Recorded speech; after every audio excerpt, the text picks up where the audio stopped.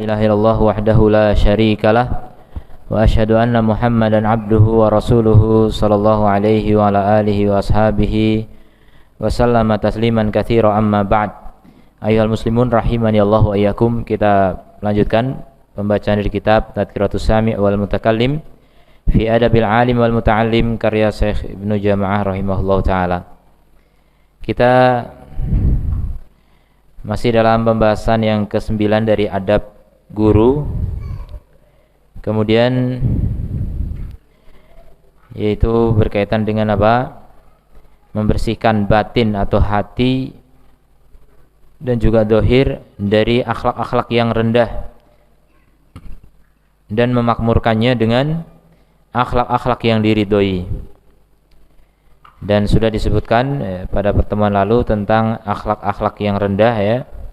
Nah, sekarang kita akan mempelajari cara mengatasinya. Qala al-mu'allif rahimahullahu taala, wa min adwiyatil hasadi, dan di antara obat hasad,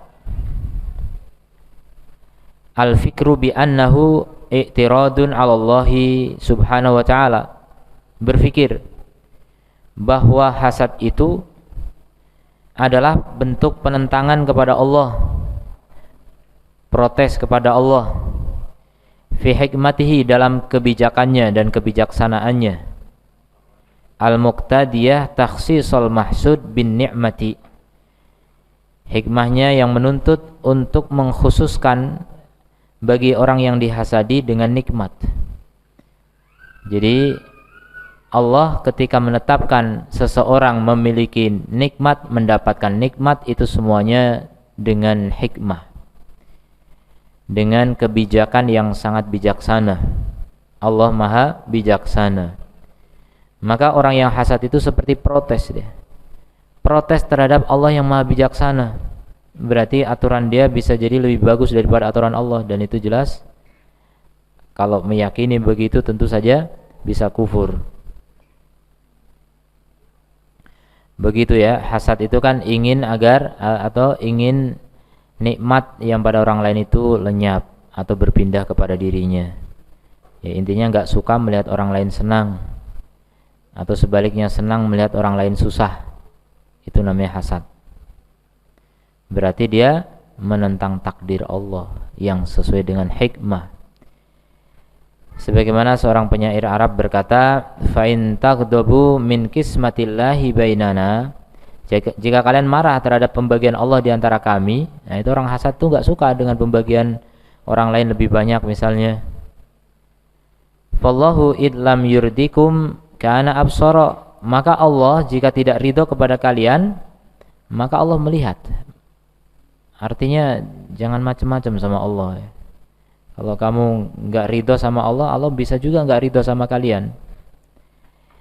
Ma fihi minal ghammi wa ta'abil qalbi, bersama dengan apa yang ada di dalam hasad itu berupa kegalauan dan kelelahan hati, wa ta'dibihi, dan mengadab hati, bima la darara fihi 'alal mahsudi, dengan apa yang tidak berbahaya bagi orang yang dihasadi. Jadi tersiksa sendiri orang yang hasad. Yang dihasadi santai-santai saja, tenang-tenang saja, aman-aman saja, malah orang yang hasad itu yang sakit batinnya sampai sakit badannya, sampai mati dalam hasad. Kemudian yang kedua, wa min adwiyatil ujub, di antara obat ujub. Ujub itu bangga diri, merasa baik, merasa soleh dan lain sebagainya. An yadhkura anna ilmahu, dia ingat bahwa ilmunya, wa fahmahu, pemahamannya, wa jaudata dhihnihi, dan kebagusan pikirannya, wa fasahatihi, dan kefasihannya, wa ghairi dzalika minal ni'am, dan selain itu dari nikmat-nikmat, fadlun minallahi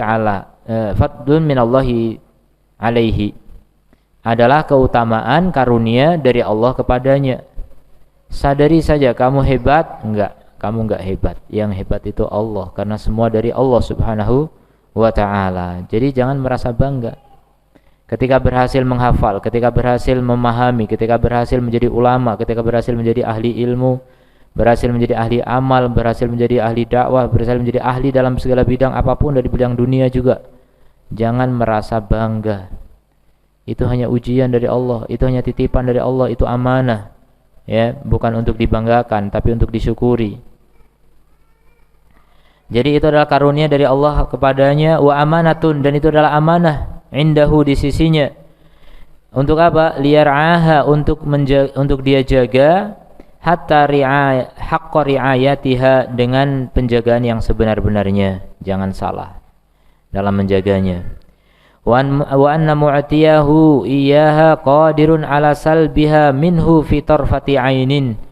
Dan harus sadar bahwa pemberi nikmat kepadamu itu Allah Azza wa Jalla, qadirun, maha mampu, ala salbiha, untuk mencabutnya, minhu, darinya, fitar fati ainin, dalam sekejap mata.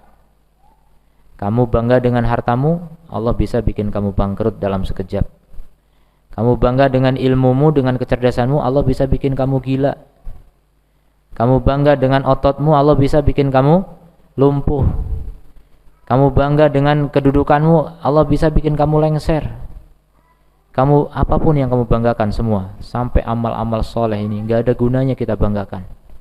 Justru sia-sia, bahkan menjadi petaka ketika kita banggakan. Amal itu akan tetap soleh dan diterima oleh Allah ketika kita tidak bangga terhadapnya. Ujub itu menggugurkan amal, sebagaimana riya menggugurkan amal. Bedanya kalau riya itu saat dilakukan, kalau ujub sudah dilakukan, udah selamat dari riya, udah hampir diterima, bahkan udah diterima tapi bisa gugur setelah diterima. Itulah ujub. Bahaya ujub itu. Bangga diri itu bahaya.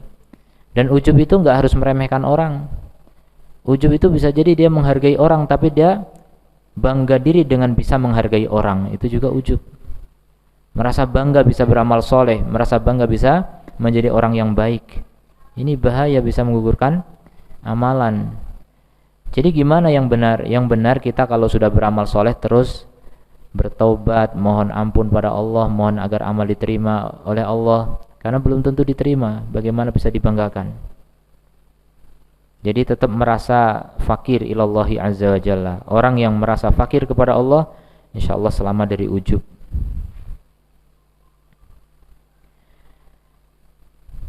Kama salaba Bal'am, sebagaimana kisah Bal'am yang diceritakan oleh Allah dalam surat Al-A'raf, yang diberi nikmat oleh Allah tapi kemudian ujub, maka Allah cabut nikmatnya. Ma'allamahu fi tarfati ainin, ya, apa yang Allah ajarkan kepadanya Allah cabut dalam sekejap mata. Wa madzalika 'alallahi bi'aziz, dan itu bagi Allah enggak berat, gampang, mudah. Enggak ada yang sulit bagi Allah. Afa aminu makrallah, apakah kalian merasa aman dari makar Allah? Apa makna makar Allah? Makar Allah diantaranya adalah mencabut nikmat yang sudah kamu banggakan. Itu makar Allah subhanahu wa ta'ala. Allah cabut nikmat yang kamu banggakan. Hati-hati. Jadi termasuk bentuk makar Allah, makar kan seperti tipu muslihat gitu. Termasuk bentuk makar adalah ketika apa? Kamu diberi nikmat justru malah membanggakan nikmat itu terkena makar. Mestinya diberi nikmat itu untuk disyukuri, bukan dibanggakan. Diberi nikmat itu untuk digunakan di jalan Allah, bukan untuk dibanggakan. Kalau kita bangga dengan nikmat itu, berarti kita telah terkena makar, ya. Naudzubillah min dzalik. Kemudian yang ketiga, min adwiyatir riya. Di sini riya sama riya sama. Di antara obat riya, al-fikru bi anal khalqa kullahum la yaqdiruna ala naf'ihi. Berpikir bahwa makhluk semuanya tidak mampu untuk memberi manfaat kepadanya. Seluruh jin dan manusia berkumpul untuk membuat surga, enggak bisa. Jadi ngapain kita mencari ridho mereka? Mereka enggak punya surga. Jangankan surga, kenikmatan dunia saja mereka enggak punya. Kalau mereka punya pun mereka pelit gitu. Enggak untuk kita. Jangan kira kalau kamu pamer amal kesolehan kemudian dunia mereka dipindahkan kepada kita. Tidak, sama sekali.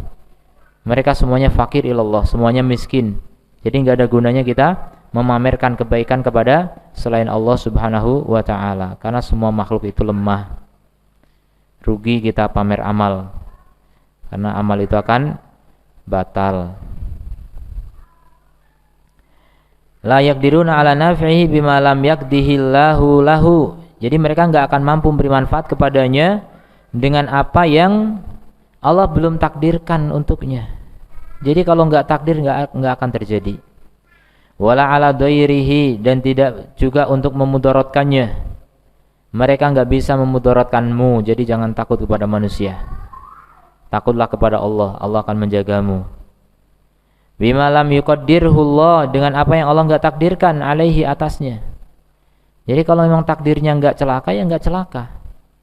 Takdirnya celaka, ya celaka gitu. Sudah takdir. Ya. Semuanya sudah takdir. Jadi enggak usah takut kepada manusia.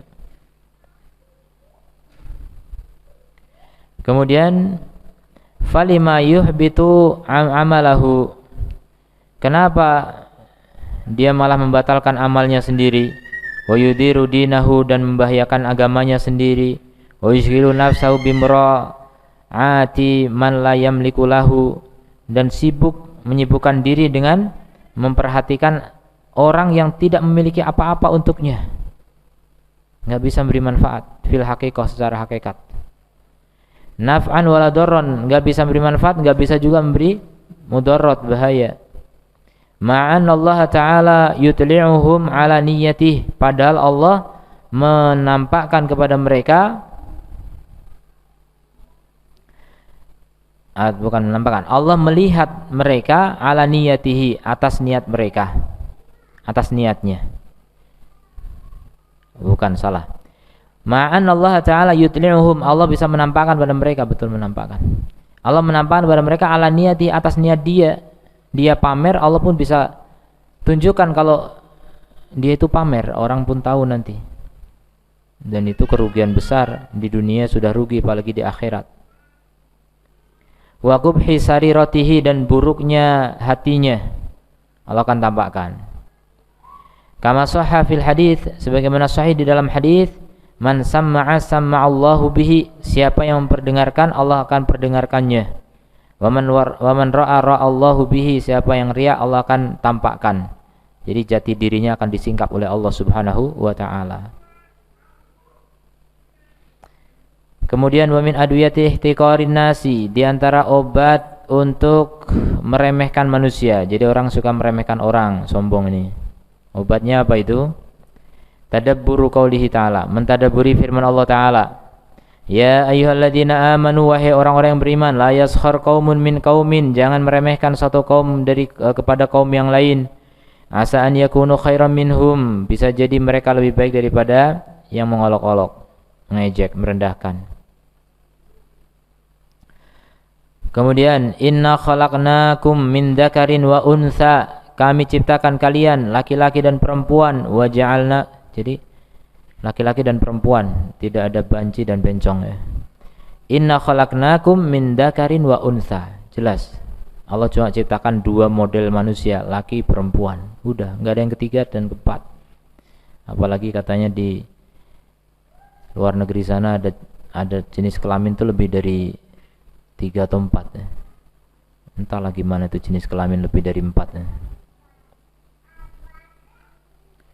Jadi Allah cuma ciptakan dzakar dan unsa, laki dan perempuan. Kemudian wa ja'alnakum syu'uban wa qabaila, kemudian Allah jadikan di antara kalian berbangsa-bangsa dan bersuku-suku. Biar apa? Li ta'arafu, agar saling kenal. Coba kalau dunia ini cuma ada satu suku, sulit kenalannya. Dari mana? Indonesia. Kamu Indonesia. Kamu Indonesia. Indonesia semua. Yang enggak usah kenalan. Jadi biar kenal, li ta'arafu, agar kenal. Inna akramakum indallahi atqakum, sesungguhnya yang paling mulia di antara kalian di sisi Allah adalah yang paling bertakwa. Dan ini pelajarannya, bahwa suku-suku bangsa itu warna kulit, ras, termasuk bentuk fisik, hitam, putih, mancung, pesek, apalah semua itu enggak untuk dibanggakan, hanya untuk kenalan saja. hanya untuk bisa saling mengenal. Dan kemudian yang layak dibanggakan itu adalah apa? Ketakwaan. Tapi takwa kalau dibanggakan malah enggak takwa, ya. Jadi dibanggakan di akhirat saja nanti. Bangganya kalau kita udah masuk surga baru silahkan bangga. Adapun masih di dunia enggak bisa dibanggakan. Jadi yang terpenting bagi kita bagaimana menjadi yang bertakwa gitu, yang paling bertakwa bahkan. Masalah bangga-banggaan nanti sajalah. Kalau sudah di dunia sudah betul-betul menang, ya, silakan mau bangga-bangga diri di sana enggak dosa, ya. Mau sombong di surga enggak dosa. Mau ngapain aja enggak dosa, ya. Terserah. Di surga itu bebas. Kalau mau masuk surga sekarang hindari dosa. Kalau sekarang suka ngumbar dosa, ya enggak bebas nanti di akhirat. Dibelenggu, ya, disiksa, ya. Naudzubillah min dzalik. Kemudian Allah juga berfirman, "Fala tuzakku anfusakum." Jangan kalian mentazkiyah diri-diri kalian sendiri.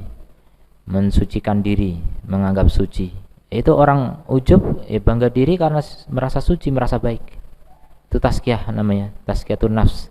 Tazkiyatun nafs dalam arti mensucikan diri, menganggap suci gitu. Kalau tazkiyatun nafsi dalam rangka membersihkan diri dari dosa-dosa, kotoran, ya itu betul. Tapi kalau tazkiyatun nafsi dalam arti merasa suci, itu salah. Huwa a'lamu biman ittaqa. Jadi jangan menganggap diri suci karena Allah lebih tahu siapa yang lebih bertakwa. Ya. Orang yang ngaku bertakwa justru enggak bertakwa. Orang yang ngaku belum bertakwa justru itu lebih bertakwa. Ya. Orang yang merasa masih banyak kelemahan dan kekurangan itulah orang yang punya kelebihan. Begitu hukum Allah. Sebagaimana orang yang sombong itulah orang yang rendah, orang yang tinggi itu merasa tinggi itulah orang rendah. Orang yang merasa rendah itulah yang tinggi. Man tawadda'a lillahi rafa'ahullah. Siapa yang merendahkan hatinya karena Allah, man tawadda'a lillah, Allah akan angkat. Begitu hukum Allah, ya. Dunia akhirat itu kebalikan. Dunia dengan agama itu kebalikan. Kalau di dunia kita merendahkan diri kita, itu dalam nilai agama itu tinggi. Jadi kebalikan. Perhitungan dunia dengan perhitungan agama itu berkebalikan. Makanya jangan terlalu fokus dengan dunia sehingga gagal kita di akhirat atau dalam masalah agama.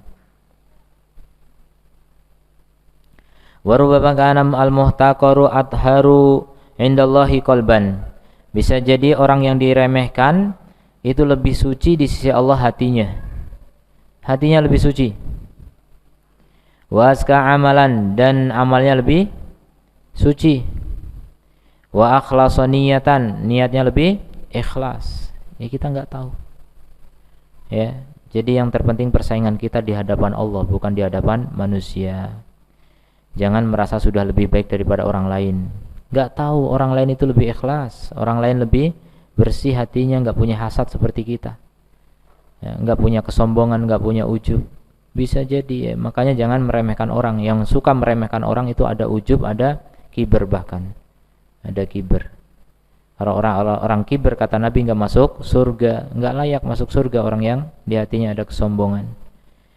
Kemudian kamakila, sebagaimana dikatakan, innallaha ta'ala akhfa salasatan fi salasatin. Allah menyembunyikan 3 perkara dalam 3 perkara.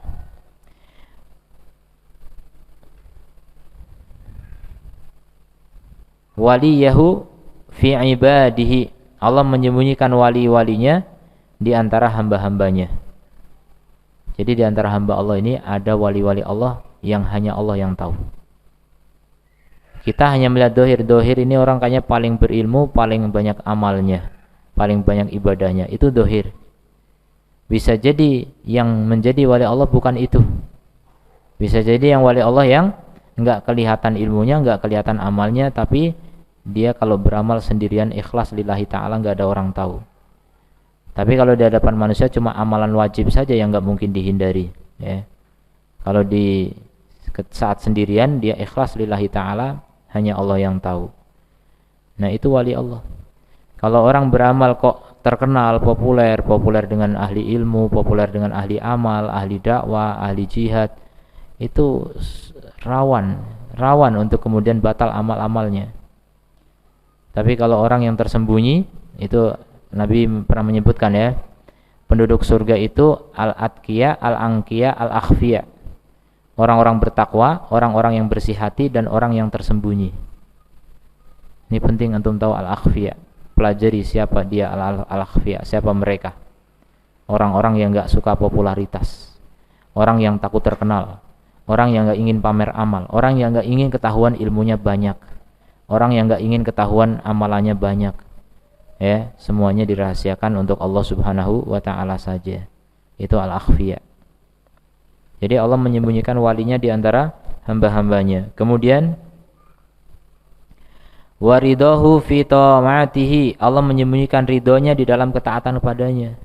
Kita semuanya melakukan ketaatan. Kita semuanya tadi sholat maghrib berjamaah, alhamdulillah. Tapi yang diridhoi Allah yang mana? Allah sembunyikan, kita nggak ada yang tahu. Nggak bisa kita katakan semua yang sholat tadi semuanya diridhoi Allah, nggak bisa. Ya, pasti ada yang tidak diridhoi Allah, atau mungkin kebanyakan.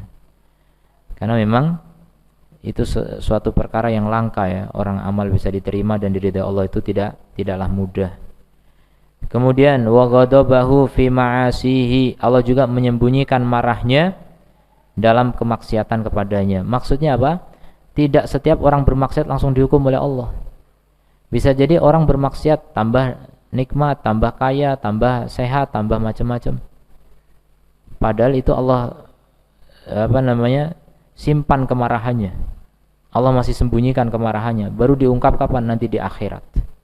Sebagian orang bermaksiat Allah singkap di dunia kemarahan Allah. Nah, itu orang baik.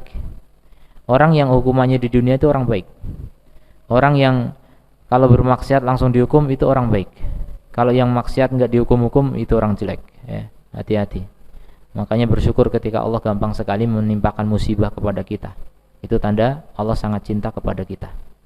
Allah enggak suka ngelihat kita menyimpang. Allah tegur langsung agar Allah melihat taubatnya kita, kembalinya kita, rujuknya kita kepada Allah, inabah kepada Allah, ya, koreksi diri, introspeksi diri, memperbaiki diri, dan semakin dicintai oleh Allah daripada sebelum bermaksiat, daripada sebelum diberi bala, musibah. Jadi itulah aturan Allah yang dirahasiakan, ya, kita tidak tahu. Maka Allah menyembunyikan marahnya kepada di dalam maksiat-maksiat. Tidak semua orang maksiat langsung dimarahi oleh Allah Ta'ala. Ya, dimarahi sampai Allah sembunyikan itu, enggak langsung diadab. Athar atau pengaruh dari kemarahan Allah itu enggak langsung terlihat. Sebagaimana ketaatan juga demikian. Enggak setiap ketaatan kita langsung dibalas dengan kebaikan. Masih Allah sembunyikan. Nanti semua akan tersingkap dari kiamat. Ya, 3 hal ini akan tersingkap semua hari kiamat nanti. Siapa di antara manusia yang wali-wali Allah? Mana yang amalnya tinggi-tinggi, mana itu? Dikumpulkan nanti dari kiamat di pentas akbar, ya, ardul akbar. Pentas terbesar, enggak ada pentas lebih besar daripada mahsyar. Karena disaksikan oleh seluruh makhluk dari awal sampai akhir. Masya Allah, luar biasa itu. Kalau dinobatkan sebagai pemenang di sana, ya, peraih Nobel enggak ada apa-apanya. Luar biasa. Itulah pentas akbar. Kemudian wa minal akhlaqi al-mardiyah, di antara akhlak yang diridhoi, dawamu taubah, senantiasa bertaubat. Nah, ini juga akhlak penting untuk kita amalkan nih. Taubat itu tidak cuma setahun sekali, tidak cuma sekali seumur hidup. Taubat itu setiap hari, setiap saat, bahkan sehari berkali-kali. Itulah Rasulullah sallallahu alaihi wasallam. Rasul taubat sehari lebih dari 70 kali. Padahal udah jelas-jelas diampuni. Kita belum jelas diampuni, tobatnya kurang dari itu. Nah, itulah kedoliman, ya. Itulah kedoliman. Kata Allah Ta'ala, wa man lam yatub fa ulaika humudz dzalimun. Siapa yang tidak tobat, maka mereka itulah orang-orang yang dolim. Jadi yang enggak tobat itu pasti dolim. Hari ini kita kurang tobat, dolim. Kemudian yang kedua, wal ikhlas. Yang ketiga, al yakin. 4, at-taqwa. 5, as-sabr. 6, ar-ridha. 7, al-qanaah. 8, az-zuhdu. 9, at-tawakkul. 10, at-tafwid. Tafwid ini bukan ahli tafwid dalam masalah penyimpangan asma wa sifat. Tafwid di sini artinya pasrah ya, mirip dengan tawakul.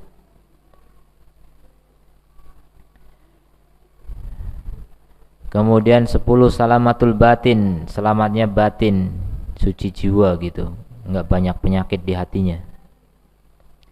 Wa husnudzon, berbaik sangka. Wa tajawuz, tajawuz ini artinya memaafkan, al-afu. Jadi kalau orang melanggar haknya itu gampang memaafkan. Udahlah, enggak apa-apa, santai aja, itu masalah dunia kecil, dunia itu kecil. Gimana kecil, ditipu 5 miliar kecil. Ya kecil, duit kita 5 triliun. Mana 5 triliun? Jadi anggap saja antum itu lebih dari 5 triliun ya. Coba antum berapa kilo beratnya? Anggap saja antum yang beratnya taruhlah 60 kilo misalnya. 60 kilo itu isinya apa? Batu mulia yang paling mahal apa? Platina. Lebih mahal lagi. Yang 1 gram bisa miliaran. Pokoknya batu paling mahal. Anggap antum batu paling mahal, beratnya 60 kilo. Berapa itu? Menurut antum dengan batu mahal mana? Hah? Dengan batu mahal mana? Batu mulia apa antum yang mulia? Ini batu mulia, antum nggak mulia gimana? Jadi antum tetap lebih mahal daripada batu paling mahal. Antum lebih mahal daripada makhluk, semua makhluk selain manusia.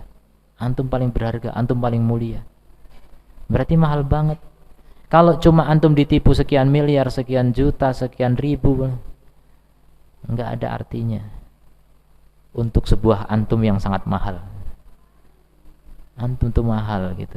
Jadi pandailah memaafkan. Gara-gara begini langsung antum ditipu orang terus.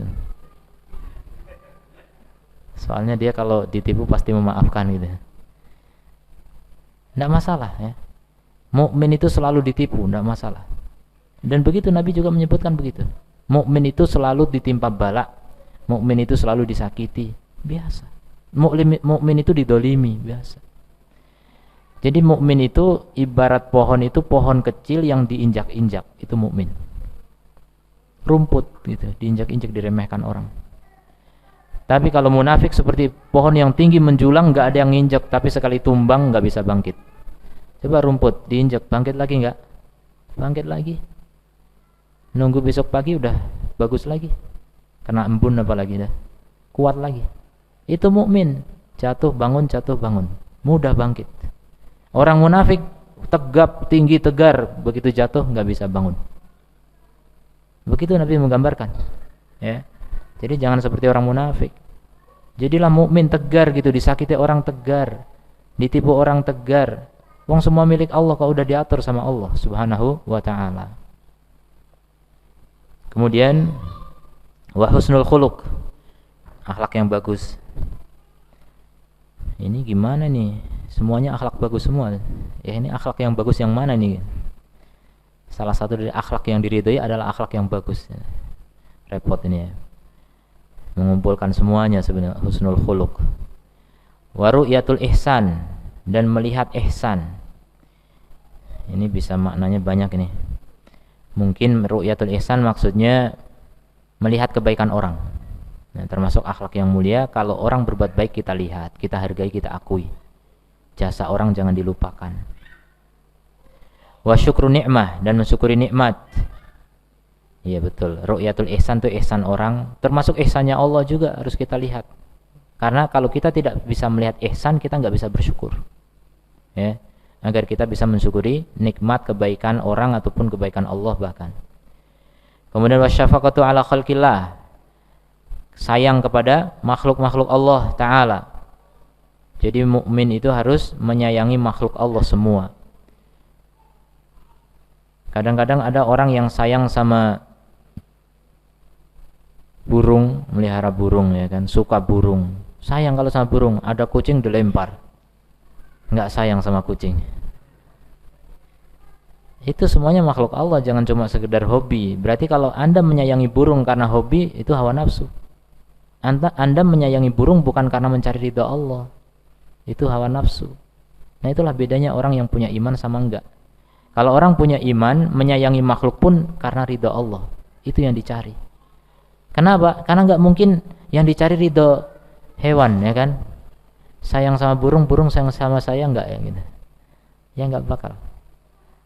Lagian ngapain disayangi burung juga enggak ada gunanya. Ya, makanya entahlah kenapa gitu, orang-orang yang sayang hewan biasanya enggak punya istri. Karena sudah mencukupkan diri disayangi sama hewannya. Ada yang sayang anjing, udah enggak nikah. Makanya tidak sedikit ya di negeri barat itu orang nikah dengan hewan. Bahkan nikah dengan barang, dengan benda. Luar biasa. Udah hilang akal ya. Cinta itu buta, betul. Membutakan hati, enggak cuma membutakan mata, hatinya buta. Naudzubillah min dzalik.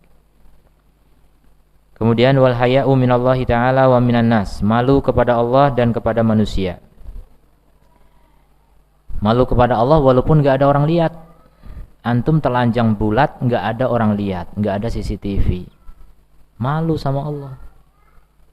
Jadi kalau enggak terpaksa jangan telanjang bulat gitu maksudnya. Tetap pakai baju walaupun sendirian.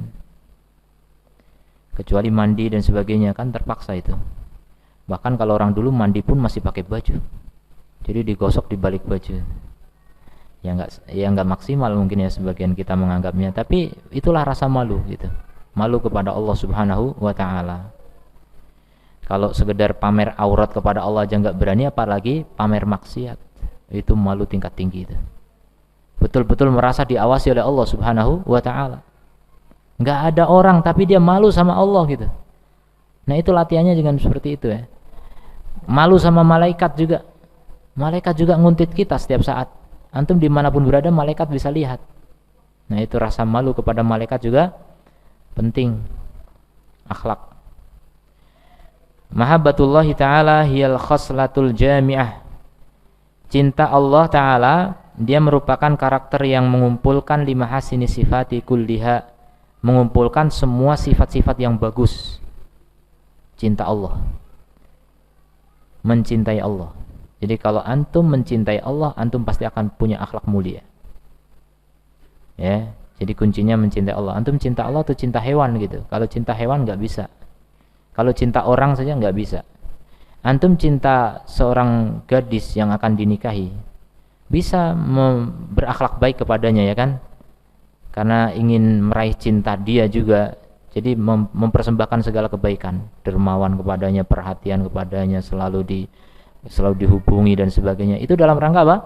Ingin meraih cinta dia. Jadi cinta itu bisa melahirkan akhlak-akhlak bagus. Nah, tapi kalau cinta kepada manusia terbatas, akhlaknya cuma karena manusia. Hakikat akhlak yang paling tinggi adalah ketika orang cinta kepada Allah Subhanahu wa ta'ala. Jadi motif dari semua perbuatannya karena cinta kepada Allah Subhanahu wa ta'ala. Itu akhlak-akhlak mulia akan muncul semua. Wa innama tatahaqqaqu bi mutaba'atir Rasul sallallahu alaihi wasallam, dan itu semuanya akan terrealisasi dengan mengikuti Rasul sallallahu alaihi wasallam. Karena Rasulullah itulah orang yang paling mencintai Allah. Orang yang paling sempurna dalam mengenal Allah sehingga maksimal dalam mencintai Allah sehingga maksimal dalam berakhlak mulia. Itulah Rasulullah sallallahu alaihi wasallam. Qul in kuntum tuhibbunallah fattabi'uni. Katakan jika kalian mencintai Allah maka ikuti aku. Nah, begitu konsekuensinya. Kalau kamu mencintai Allah, ikuti Rasul. Kalau kamu enggak ngikut Rasul berarti belum mencintai Allah taala. Yuhibbukumullah, maka kalau berhasil Allah akan mencintai kamu, wa yaghfir lakum dzunubakum, bahkan Allah ampuni dosa-dosa kamu. Semua dosa bisa dihapuskan gara-gara apa? Mengikuti Rasulullah sallallahu alaihi wasallam. Mungkin ada pertanyaan?